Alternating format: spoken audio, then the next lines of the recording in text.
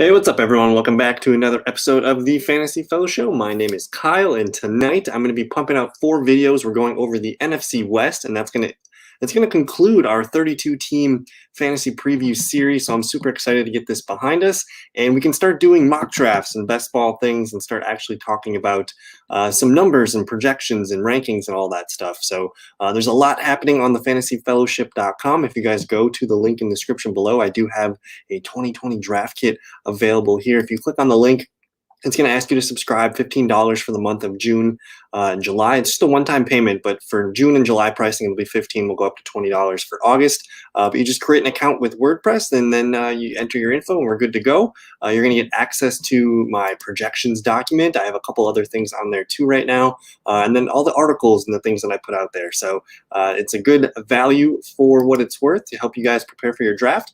But without further ado, let's get into the 2021 Arizona Cardinals fantasy preview. This is a really fun offense. I think you probably need to find a way to get at least somebody on this offense for your fantasy team.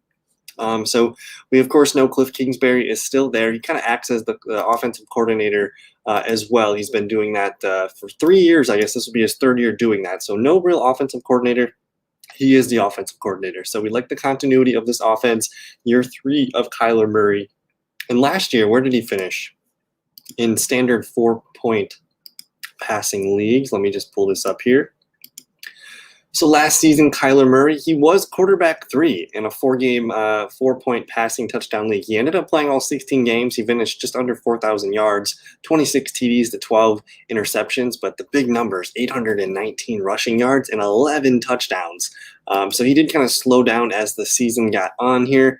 You can see just the start of the year, he didn't have a game under 20 points until week 12, and then he only had one more the rest of the season. So if he can figure out the consistency and just play that way for a full 16-game season, the Cardinals, man, they're going to be a fun team to watch. Pretty much every game that they play is going to be fun to watch. But before we get into the depth chart, let's just take a look at what the team did this offseason. We'll look at the draft class in a second, but notable additions. They signed J.J. Watt. They also signed A.J. Green.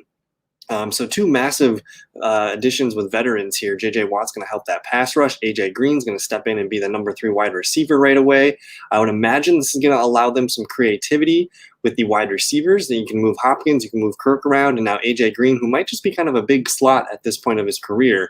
But either way, it makes the offense better. J.J. Watt's going to make the defense better. They did bring in Matt Prater. They signed Malcolm Butler, running back James Conner. We did lose Kenyon Drake, so James Conner's a nice help there. New backup quarterback Colt McCoy and safety Sean Williams. Guys that left, Kenyon Drake, he's with Las Vegas. Patrick Peterson's a Viking. Hassan Reddick, Dan Arnold, and Angelo Blackson all left as well. So just looking at the free agents, they were able to kind of plug in things that left. So Kenyon Drake, you plug in James Conner. Patrick Peterson, you're going to plug in Malcolm Butler. And then they add defensive end J.J. Watt. You plug in a receiver. Still don't really have a tight end on the roster. That might be concerning, but with the weapons that they have at the receiver position and the running backs, I think they're going to be okay. But let me just pop over to this defensive depth chart, because this is kind of the spot where the offense is going to be so fun, but can the defense back it up? And the cornerback position with no Patrick Peterson, now it features Malcolm Butler, year 2 of Byron Murphy. They got a couple 5th-round picks here, Deontay Thompson and Jalen Thompson as the backup. So it is a little bit weak here at the cornerback position. I think we got Robert Alford as well here, and then a handful of draft picks this season at the cornerback position. So we'll cover those guys in a second. I'm excited to see the step up here, especially with the linebackers, Isaiah Simmons, and then taking Zaven Collins in the 1st round.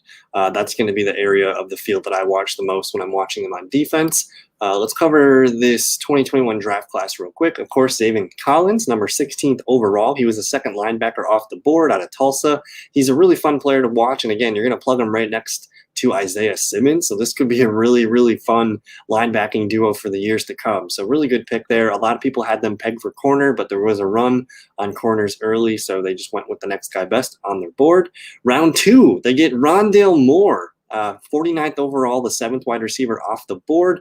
And Rondale Moore is going to be a lot of fun for this offense. He's small, but he is not he's not lacking the weight, which a lot of people kind of ding Devontae Smith for. But Rondale Moore, he's compact. sometimes he looks like he's like a Maurice Jones-Drew type of receiver, where he's really short, really compact, and he's hard to bring down.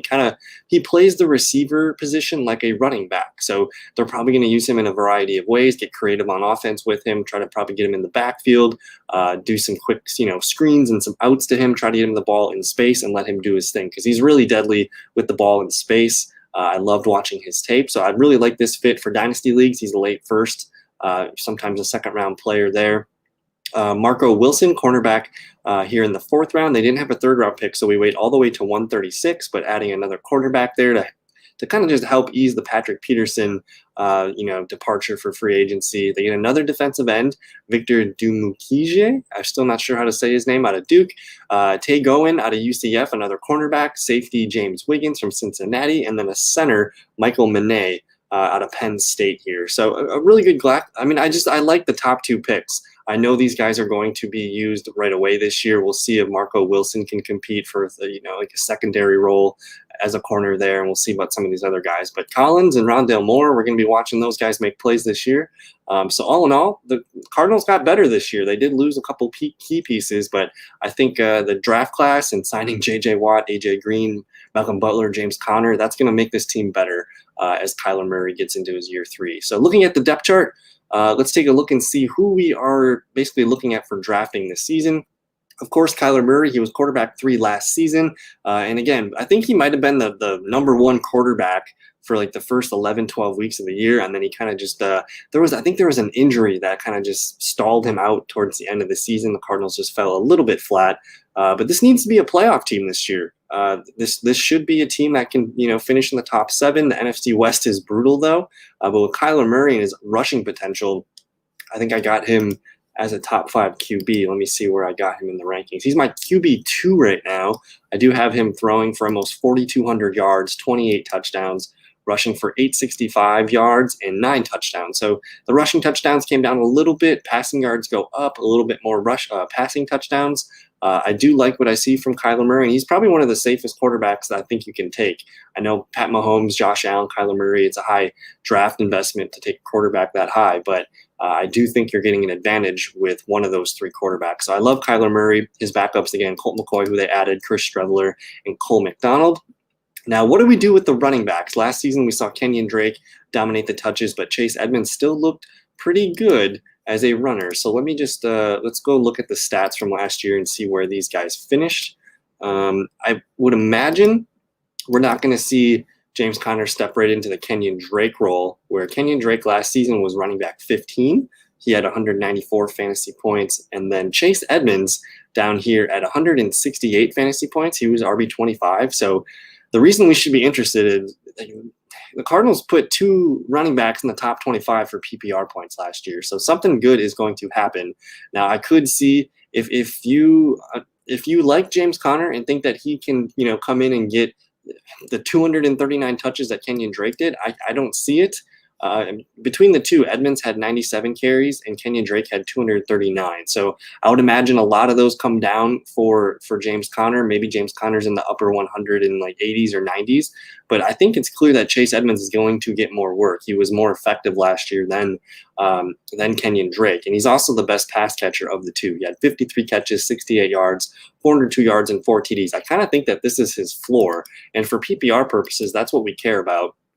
So I'm kind of very into Chase Edmonds as being a guy that sneaks onto my roster here, because you just look at his numbers: 1, 2, 3, 4, 5, 6, 7, 8 games over double digits. So half his games he was usable for like best ball leagues, or he was fine if you left him in there as your RB2 or your flex or whatever. But his floor is here of a 4, a 5, a 3. He got much stronger towards the end of the season. He upped his floor a little bit: 8, 6, 9. It ends with a 2 and a 4. Only 3 carries in the last 2 weekends. But the thing that matters to me is these receptions. Those are not going away. You look at what Kenyon Drake did last season. Let me filter to that.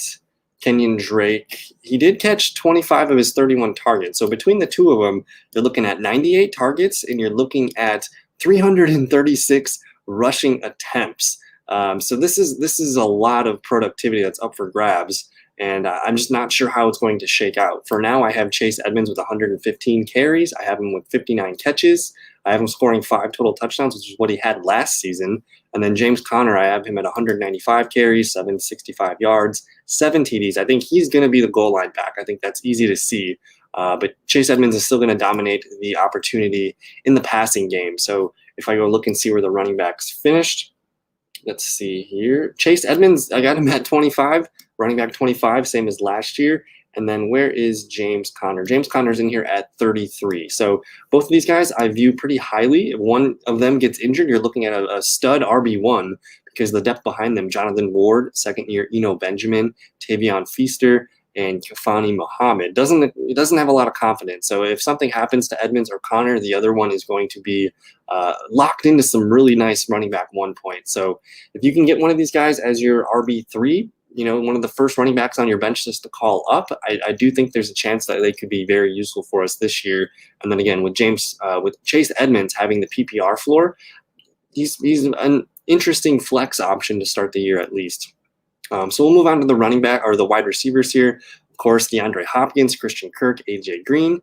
They also have Andy Isabella. There's Rondale Moore in the second round, Keyshawn Johnson, AJ Richardson, JoJo Ward, yada, yada, yada. We only care about DeAndre Hopkins, I think, for fantasy football this year. You could take a flyer on Christian Kirk or AJ Green in best ball leagues.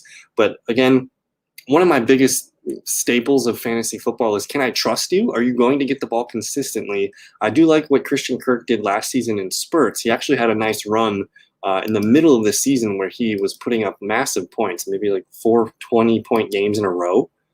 So if I just filter by PPR, he did catch a career-high 6 touchdowns last year, but his numbers were all down from 2019.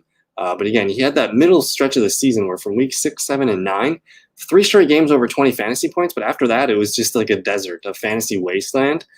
So for me, Christian Kirk is best ball only. AJ Green, he had a terrible year last year with the Bengals. So he's kind of off my radar right now.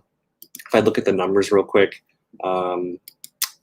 it's all DeAndre Hopkins. He's really the only guy that I can tell people to consider drafting. It's early, it's a top 5 pick in the second round. I have no problem with Hopkins. Is going to be flirting with the top 5 receivers. He's a lock for the top 10. So you're getting a wide receiver 1 no matter where you take him. So I do have him going off for 312 fantasy points this year. I'm not sure with 1 extra game, that's kind of on par with what he did last season, but I have him with more touchdowns, more yards, more receptions, a better year than last year. Christian Kirk, I have slightly better season this year, more receptions, more targets, more yards, and same amount of touchdowns. I do have AJ Green here at 44 catches, 465 yards, and 2 TDs. Just there's no tight end to mess with here. They used Dan Arnold quite a bit last year, but I think there's going to be a massive drop off in the tight end production. So again, it's Hopkins, it's one of the running backs, and Kyler Murray. I think those are really the only players that we can use from this team. Max Williams, Darrell Daniels, Ian Bunting, Kerry Angeline. If this team gets Zach Ertz, we'll talk. But for me, with the Cardinals, I'll keep it short and sweet. Just draft Kyler Murray if you can get him. Chase Edmonds, James Conner. It's probably a good idea to maybe pocket one of those guys if you can. If you play PPR, I do like Chase Edmonds on my bench. And then DeAndre Hopkins, man, he's a top 5, top 10 receiver this year. And then we'll kind of watch Rondale Moore. I'm super excited to see him in the preseason in training camp. I do think AJ Green, maybe just 1 more year left. You're probably looking at an offense that features Rondale Moore maybe in the slot of next year, as soon as next year. So you're getting Rondale Moore with Kyler Murray. He should be one of your favorite dynasty picks. I know I'm very excited about him. So I don't know if that's going to do it, I think, for the Arizona Cardinals video. Thank you guys for your time so much. I'm going to cover the Los Angeles Rams in the next video. If you guys want to check out some of the other playoff preview or the fantasy previews that I've done, there's a link in the description below, or there might be some suggested videos for you on the side. But thank you guys so much for your time. Have a good night. We'll see you later. Peace.